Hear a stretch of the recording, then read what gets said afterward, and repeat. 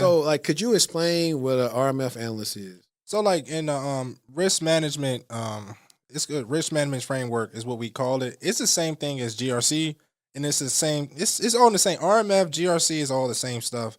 All risk management is say you're trying to bring, because in the government you have to bring these systems in the government. I'm just going to use the example of Sony. I'm just going to say Sony or Palo Alto. I'm going to use Sony. Say Sony wants to come into the government and set up shop there. For the government, you have to make sure it's in compliance. So with that, you got to make sure it follows certain controls. It goes through the RMF framework to make sure it can be in the government system. And in the work in the government system, you had to harden it with STIGs, the controls, documentation. So that's what my job is do. I make sure that is good for that government system. So that's what my whole job is. Yeah, that's pretty much the same thing. Like when we're dealing with like third-party vendors, same thing. If they're gonna have your data, you gotta adhere to these things.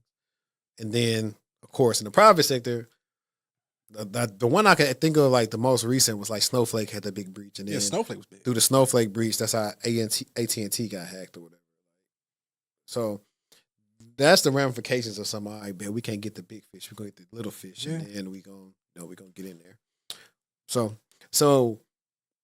also, guys, he has a video that he did recently where he actually made it like some fictionary like stuff that you would do at work. So y'all should actually check that out. He'll actually show you what he's talking about. Yeah, and I'm gonna continue to make a lot of those videos and I actually stole that from you, because sometimes people don't believe it until you see it, and then they show you how simple it is. Because a lot of stuff I do is simple, but even to you, what you do is simple, but it helps the people get an understanding that you can do it. Yeah, like I be trying to, but my days been like, that's why I took so long to get y'all questions, man. We've been having to do some tedious crap at work, so I haven't been able to do some other stuff that I wanted to do and like not stay up super late and then make me not go to the gym and stuff, or unless I didn't hear my alarm like happened to me the other day. Trust me, I know. I even with my podcast, like people will be like, I get to the last week and then they be like, where are my questions at? And I said, listen, do you know how hard it is to do research on you and then bring you questions and make sure it looks good on the podcast? So I understand 100%. Yeah, sorry about that. I don't know how that started playing. It's a fire song.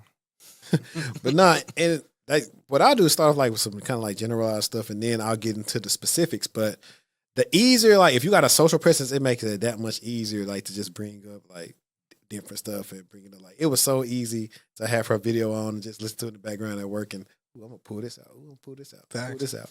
So because right now, what's kind of sucky, and I gotta check it, but YouTube blocked like people being able to put them links in them AI tools. Oh, they did. Oh, I didn't know that. Like I couldn't put it in. I think it was blocking my Cast Magic, and I got to double check Opus and stuff. But like I was saying, like people was relying so much. Oh yeah, we can scale this business of AI. But if YouTube say, hey, we need a split of this because you're taking stuff that people putting on our platform, and they put it on other platforms that people can't even copyright. Facts.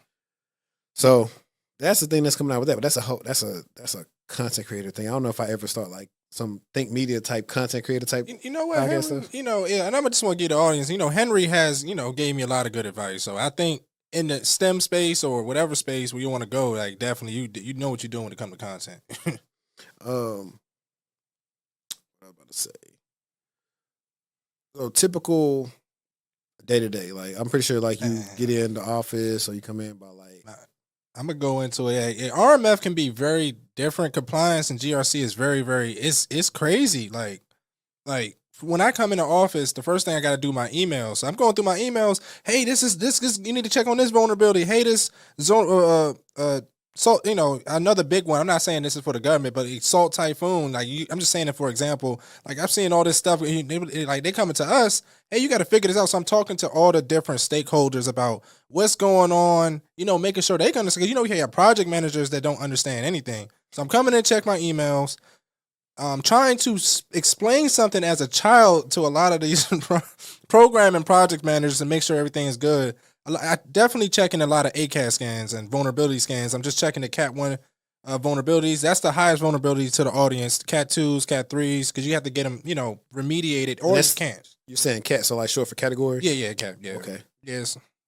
So I'm checking those.